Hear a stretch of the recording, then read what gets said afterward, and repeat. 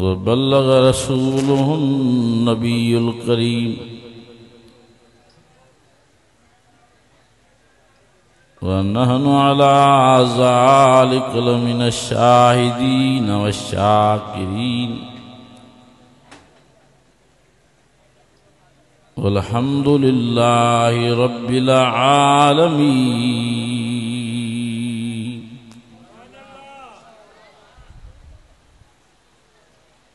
अज़ीज़ान गिरामी बिरादरान इस्लाम,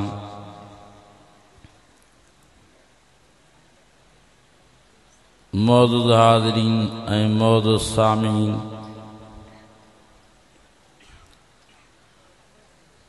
मां पंहिंजनि प्यारनि दोस्तनि कलमे शरीफ़ पढ़ण वारनि भाइरनि खे गुज़ारिश थो करियां, अर्ज़ थो करियां, पंहिंजे प्यारे नबीअ, पंहिंजे सुहिणे नबीअ, इमामुल अंबिया, सरताजुल अंबिया, मिठड़े नाले वारे हज़रत मोहम्मद करीम सल्लल्लाहु अलैहि वसल्लम जे मथां दुरूद शरीफ़ वॾे आवाज़ सां पढ़ण फरमायो। अल्लाहुम्मा सल्लि अला मुहम्मदिन व अला आलि मुहम्मद कमा सल्लैत अला इब्राहीम व अला आलि इब्राहीम इन्नका हमीदुम मजीद। अल्लाहुम्मा बारिक अला मुहम्मदिन व अला आलि मुहम्मद कमा बारकत अला इब्राहीम व अला आलि इब्राहीम इन्नका हमीदुम मजीद।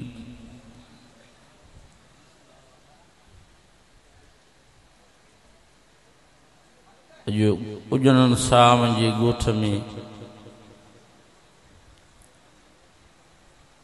अल्लाह ताला जल जलालू वॾी बाज जी नज़र फरमाई आहे, वॾी रहम जी नज़र फरमाई आहे, वॾी करम जी नज़र फरमाई आहे, जो ख़ैरात फी सबीलिल्लाह जे मौक़े ते रहमत वारे क़ुरान शरीफ़ जी गॾिजाणी वाइज़ नसीहत पंहिंजे फज़ल करम सां नसीब करण फरमाए थो। वाह जो असांजे मोहतरम हज़रत मौलाना ग़ुलाम यासीन कन्ने साहब बेहतरीन अंदाज में वाइज़ फरमायो, नसीहत फरमाई, ऐं मां भी अवां जे ख़िदमत में कुछ टाइम जे लाइ मुख़्तसिर हाज़िर थियो आहियां। दुआ आहे त अल्लाह सां सभिनी जी हाज़िरी पंहिंजे बारगाह में पंहिंजे फज़ल ऐं करम सां चल क़बूल फरमाए। अञा वॾो मौली साहब पहुतिया जंहिंजो नालो आहे भत। इंशा अल्लाह ताला इन मौली साहब जी भी ज़ियारत नसीब थियण वारी आहे, वरी कचहरी भी नसीब थींदी इंशा अल्लाह ताला।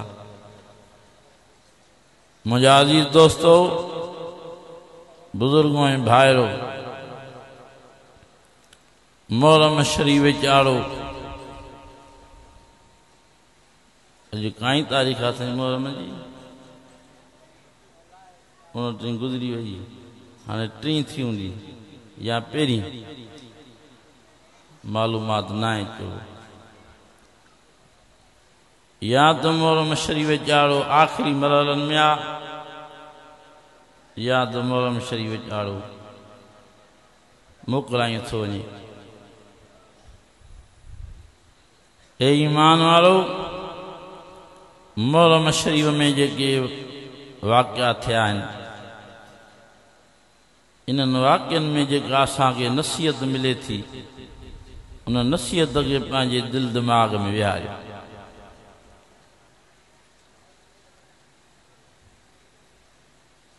10 मुहर्रम शरीफ जे तारीख़ ते हज़रत इमाम हुसैन साईं समूरा गॾिजी जो रज़ियल्लाहु ताला अन्हु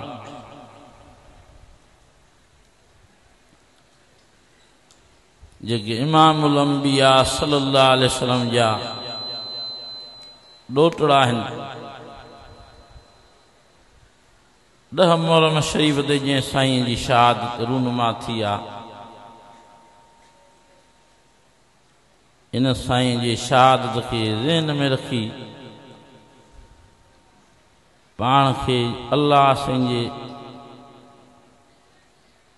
रज़ामंदी जे लाइ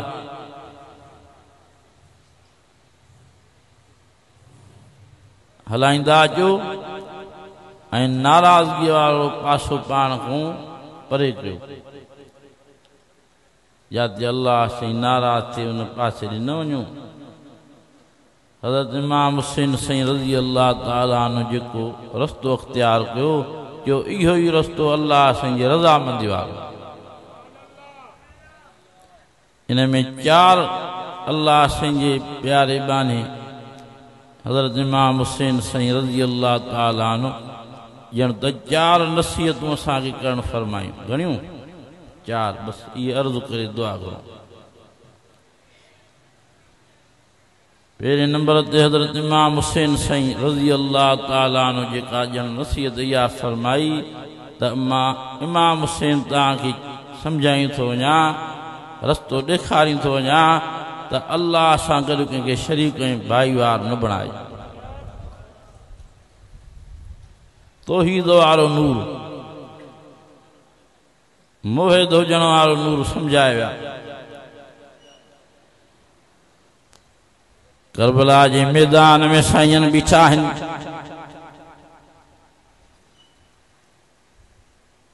हो हुजणो सहाबो ऐं ॿियनि क़ौमुनि ज़ातियुनि वारो हिन जलसे में अचण वारो अल्लाह साईं जी रज़ा जो कसम आहे। हज़रत इमाम हुसैन साईं रज़ी अल्लाह ताला अन्हु जो वाह जो अल्लाह साईं जी तौहीद करबला जे मैदान में निर्वार करे विया। सच ॿुधाइजो अल्लाह साईं जी ज़ात खे हाज़िर नाज़िर ॼाणे सच ॿुधाइजो त हज़रत इमाम हुसैन साईं करबला जे ॾुखे मौक़े ते पंहिंजे नाने हज़रत मोहम्मद करीम सल्लल्लाहु अलैहि वसल्लम के सॾण फरमायो। सम्झ में ॻाल्हि आई अलाए न। ओ इमामुल अंबिया सरताजुल अंबिया खे त न सॾियो पर सच ॿुधाइजो पंहिंजे बाबे हज़रत अलीउल मुर्तज़ा साईं रज़ी अल्लाह ताला अन्हु खे सॾण फरमायो। चयो न पंहिंजे बाबे अलीउल मुर्तज़ा साईं रज़ी अल्लाह ताला अन्हु खे त न सॾियूं ओ पर हज़रत इमाम हसन साईं रज़ी अल्लाह ताला अन्हु खे बि सॾु न कयूं। अम्मा फातिमतु ज़हरा रज़ी अल्लाह ताला अन्हा खे बि सॾु न कयूं। जेतिरो टाइम करबला में ज़िंदा रहा जो जेतिरो टाइम ज़िंदा रहा जेतिरो टाइम ज़िंदा रहा अल्लाह साईं खे छड़ो सॾींदा ई सॾींदा रहा। कंहिंखे सॾींदा रहा अल्लाह साईं। ज़बान मुबारक सां पढ़ंदा ला इलाहा इल्लल्लाह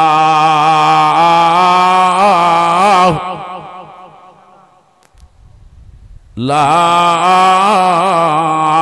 इलाहा इल्लल्लाह।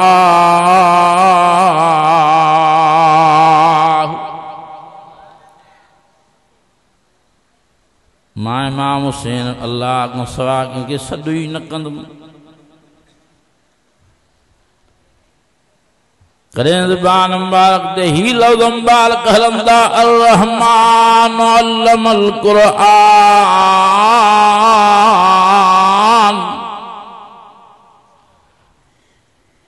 खलक़ल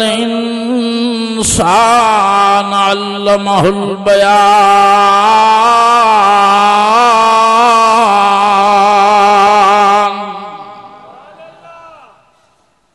तॾहिं पढ़ंदा यासीन वल क़ुरआनिल हकीम इन्नका लमिनल मुरसलीन अला सिरातिम मुस्तकीम।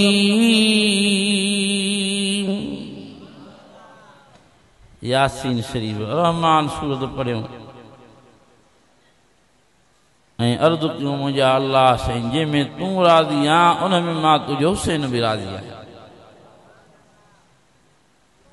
पहिरें नंबर ते अल्लाह साईं जी तौहीद जो साईंजनि असांखे सबक़ पढ़ायो, नसीहत कयूं त अल्लाह सां गॾु कंहिंखे शरीक न बणायो। ऐं ॿिए नंबर ते साईंजनि निमाज़ जी नसीहत फरमाए विया, ओ गुलाम छॾाइण वारो, ओ नौकर छॾाइण वारो, ओ आशिक छॾाइण वारो। गुलाम छॾाइण आशिक छॾाइण सवलो आहे, पर हज़रत इमाम हुसैन साईं सम्झाए विया मुंहिंजो गुलाम उहो आहे जेको निमाज़ खे छॾे ई न। कहिड़ा कहिड़ा अॼु इंशा अल्लाह ताला इरादो था कयो त हिकु त तौहीद खे न छॾींदो, ऐं ॿिए नंबर ते पको इरादो कयो त निमाज़ खे न छॾींदासीं। इहे अमल आहिनि जेके पाण में पैदा कया। हज़रत इमाम हुसैन साईं रज़ी अल्लाह ताला अन्हु तोणे जो बुख ते रहिया, तोणे जो साईंजन उञ ते रहिया। फरमाइनि था ज़ालिमो तव्हांजे पाणीअ जी मूंखे ज़रूरत नाहे, मानीअ जी ज़रूरत नाहे, मूंखे अल्लाह साईं जी निमाज़ ऐं क़ुरान शरीफ़ ऐं तौहीद जी ज़रूरत आहे। साईंजन सभु निमाज़ा सारे संभाले पढ़दा आया। ओ ईमान वारो, 10 मुहर्रम शरीफ जी सुबुह जी निमाज़ साईंजन 10 मुहर्रम शरीफ जी ज़ुहर जी निमाज़ बेपारीअ जी निमाज़ बि वाह जो पढ़ी विया, पर टे पारीअ जी निमाज़ जो वक़्तु आयो। फरमाइंदा ओ ज़ालिमो तव्हां मां इमाम हुसैन सां हरूं भरूं वेर रखियो आहे, पर तव्हां भले तव्हां वेर रखो, अल्लाह तव्हांखे सज़ा ॾींदो। टे पारीअ जी निमाज़ जो वक़्तु अची वियो आहे, हाणे मूंखे इजाज़त मोकल ॾियो त मां जीअं सभु निमाज़ा पढ़ी आयो आहियां, टे पारीअ जी निमाज़ बि अल्लाह जे दरबार में पढ़ी वञा।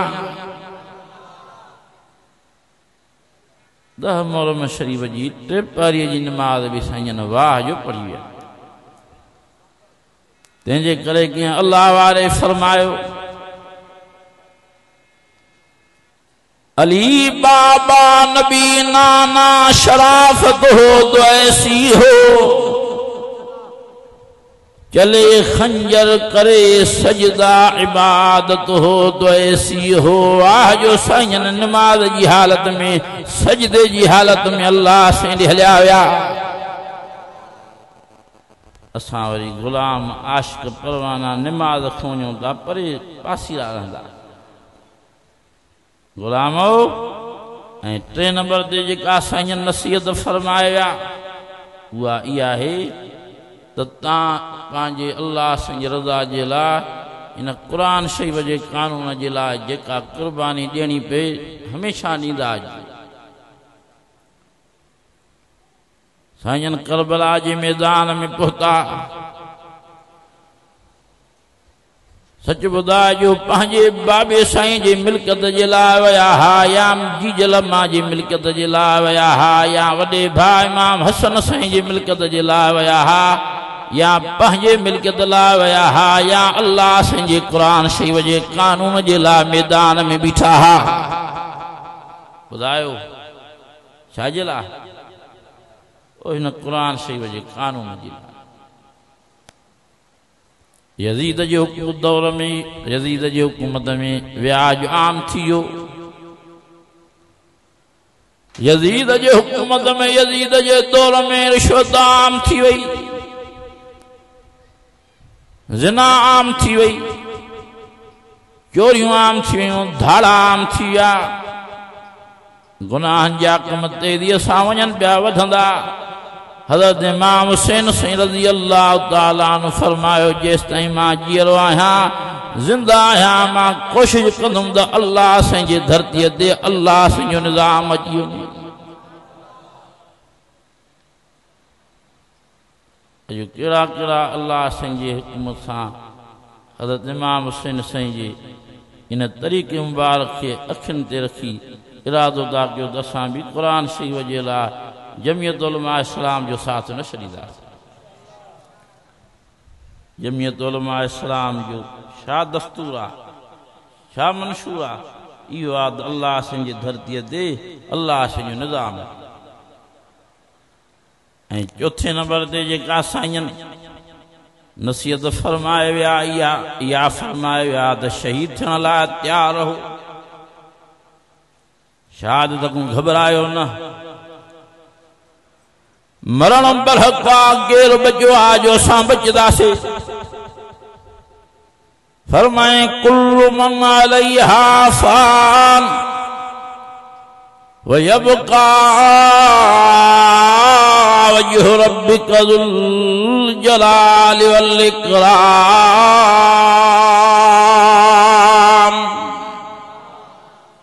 ओ दुनिया में रहने वालो मरदो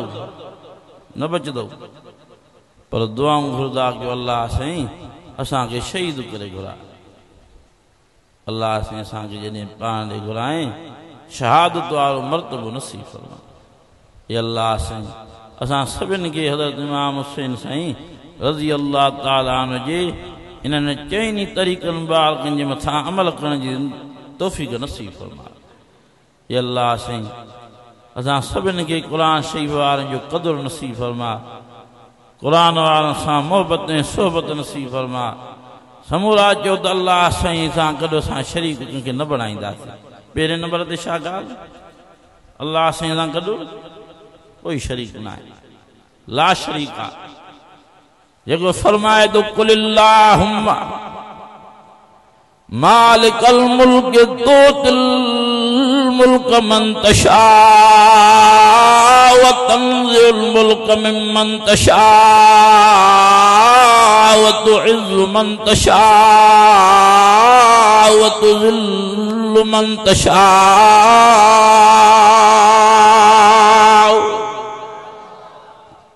वॾी आवाज़ सां जो सुभान अल्लाह। इज़्ज़त ज़िल्लत जो मालिक केरु आहे? नफ़े नुक़सान जो मालिक, हर शइ कंहिंजे हथ में आहे। बसि इहो अक़ीदो रखो। न नियाणियुनि ॾियण वारो ॿियो आहे, न पुटनि ॾियण वारो ॿियो आहे, न सिहत ॾियण वारो ॿियो आहे, न इज़त ॾियण वारो ॿियो आहे, न ज़िलत ॾियण वारो ॿियो आहे। हर शइ अल्लाह सां जे हथ में। फरमाए तो तबारकल्लज़ी बियदिहिल मुल्क, फरमाए तबारकल्लज़ी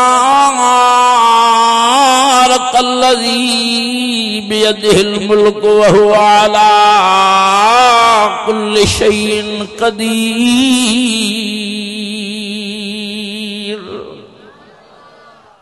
ओ दुनिया में रहण वारो मतां कंहिंजा मट वञी भरियो, मतां कंहिंजे दरबारनि दरगाहनि ते वञी हलवनि जूं देगियूं चाढ़ियो, मतां कंहिंजे नाले ते वञी मेहियूं ऐं ॻऊं ज़बह कयो, मतां बकरियूं पंहिंजूं ज़ियान कयो।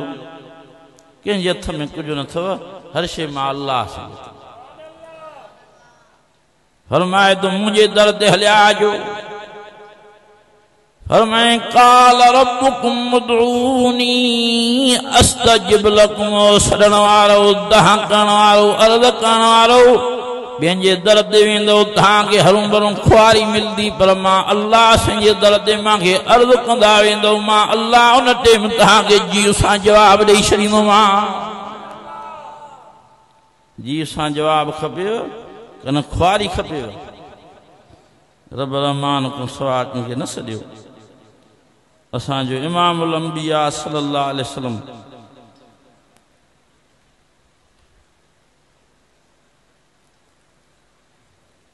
रब रहमान को दुआऊं घुरदा हुआ, अल्लाह साईं खे अर्ज़ कंदा हुआ। साईं हिजरत वारी रात जॾहिं हिजरत था करनि दुआ घुरियूं अमन सां पहुचण जी त कंहिंखां घुरियूं अदा साईं हिजरत वारी राति जेका दुआ घुरण फरमाई हिजरत वारी राति दुआ था घुरण फरमायो वक़ुल रब्बि अदखिलनी मुदखल सिद्क़ वअखरिजनी मुखरज सिद्क़ फरमायो वक़ुल रब्बि अदखिलनी मुदखल सिद्क़ वअखरिजनी मुखरज सिद्क़ वजअल ली मिन लदुनक सुल्तानन नसीरा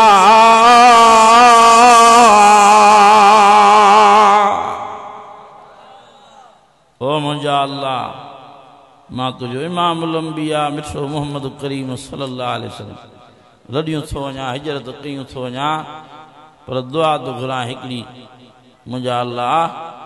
अमन अमान सां मके शरीफ़ में बि कढणु तुंहिंजो कमु आहे वरी अमन अमान सां मदीने शरीफ़ पहुचाइण बि तुंहिंजो कमु आहे बसि ॻाल्हि ख़तमु थी वई ऐं ॿियो मुंहिंजो अर्ज़ु इहो आहे त निमाज़ खे न छॾियो अॼु कहिड़ा कहिड़ा पक्का हज़रत इमाम हुसैन साईं जा आशिक़ इरादो था कयो त निमाज़ न घुसाईंदो बसि असांजो जलसो सकार थो थी वियो तव्हां जहिड़ा मुजाहिद निमाज़ी थी पिया त असांजो अचणु मुजाहिदनि प्यारनि दोस्तनि जो ताउन इहो सकार थो आहे निमाज़ में सुस्ती न कयो कोताही न कयो निमाज़ घणा दफ़ा फ़र्ज़ आहे ॾींहं राति में बसि मुख़्तसिर ॻाल्हियूं जल्द में दुआ था करूं ॼाण देगियूं वेझियूं थियूं हूंदियूं क़ुरान शरीफ़ में अल्लाह ताला फरमाया अक़िमिस सलात लिदुलूकि शम्सि इला ग़सक़िल लैलि व क़ुरआनल फ़ज्र इन्न क़ुरआनल फ़ज्र कान मशहूदा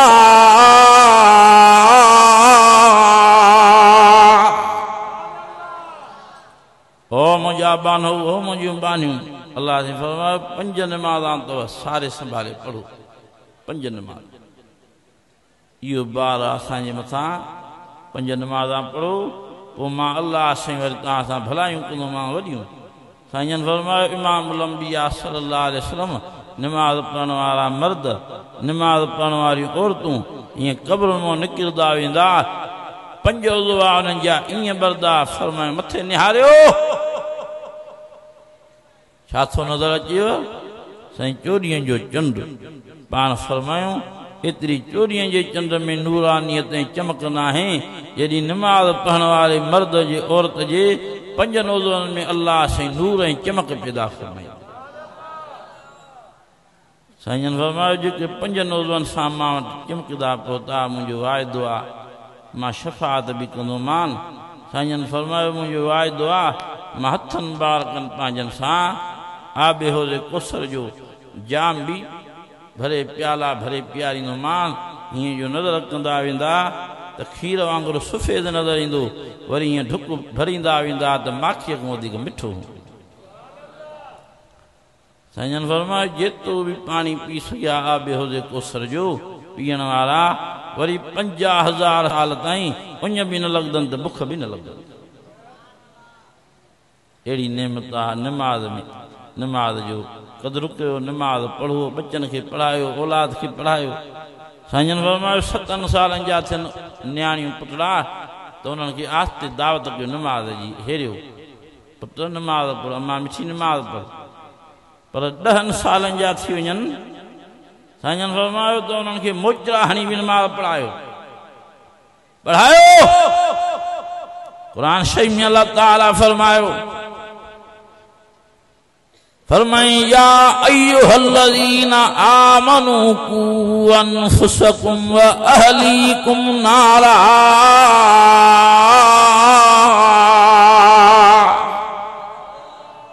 केड़ा केड़ा ईमान वारा हो पंहिंजा 2 हथड़ा मथे खणी ज़ाहिर थो कयो अल्हम्दुलिल्लाह तव्हांजे चेहरनि में ईमान जो नूर नज़र थो अचे अल्लाह से खे ईमान नसीब फरमायो आहे अल्लाह जी फरमाए तो पाण खे बि जहन्नम जी बाहि खां बचायो पर घर भातनि खे नंढनि वॾनि खे पोढ़नि नौजवाननि खे कोशिशि करे सभिनि खे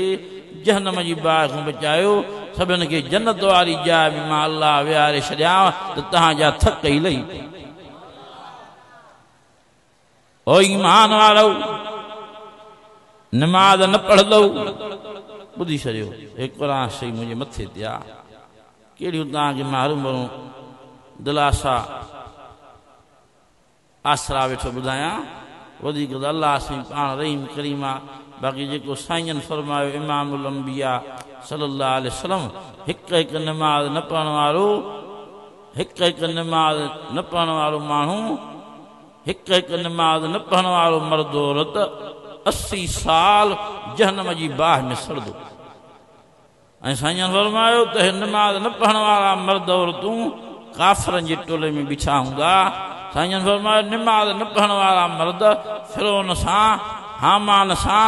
शिद्दाद सां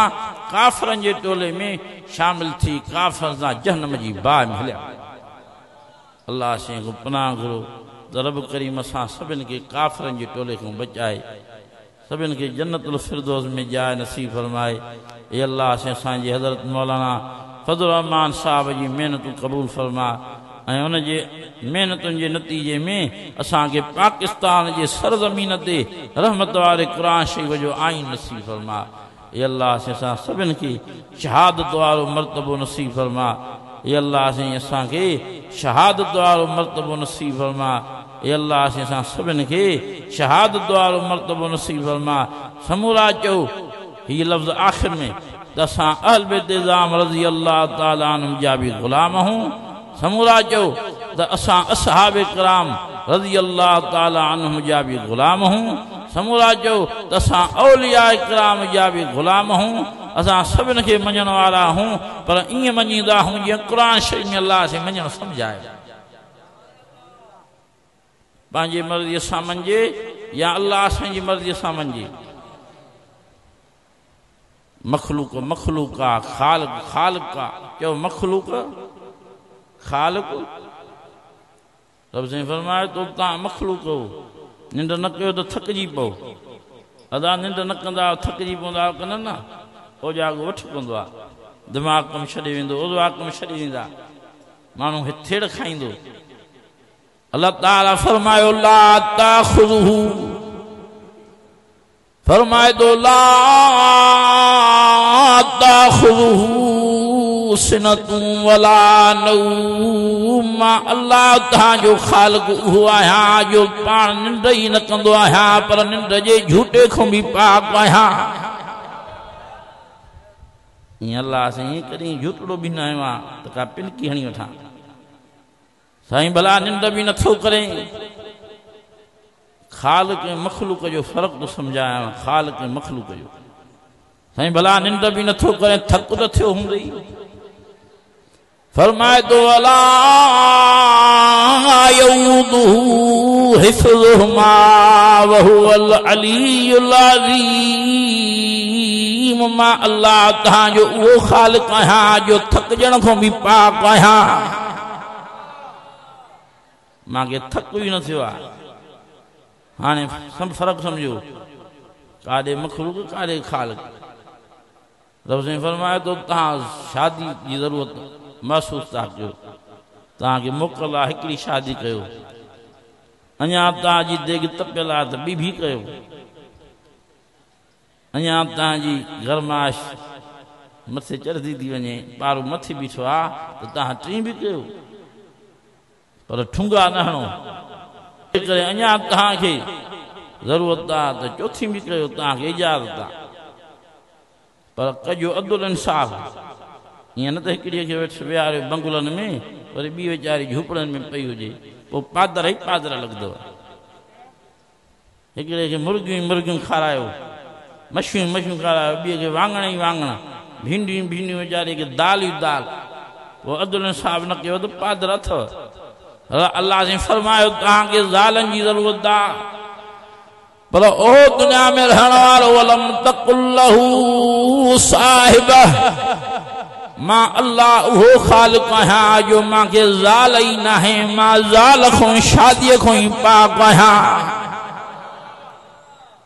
कारे खालिक साईं कारे मखलूक फरमाए तो लम यलिद वलम यूलद मां के मो जायो भी ना है के जणियो भी ना है फरमाए वलम यकुल लहू कुफुवन अहद ओ दुनिया में रहने वालो मां अल्लाह तहां जो वो खालिक है जो मां जे को मट शान को हम जैसी हम ताकत वालो मां जे पावर रखण वालो को आहे ही कोन मां अल्लाह से वहदहु ला शरीक है जो अल्लाह से वहदहु ला शरीक कारे खालिक कारे मखलूक वीचारी मरदी वेंदी वफ़ात थींदी शहादत थींदी पर अल्लाह से जो मरण को फरमाए तो अल्लाह ला इलाहा इल्ला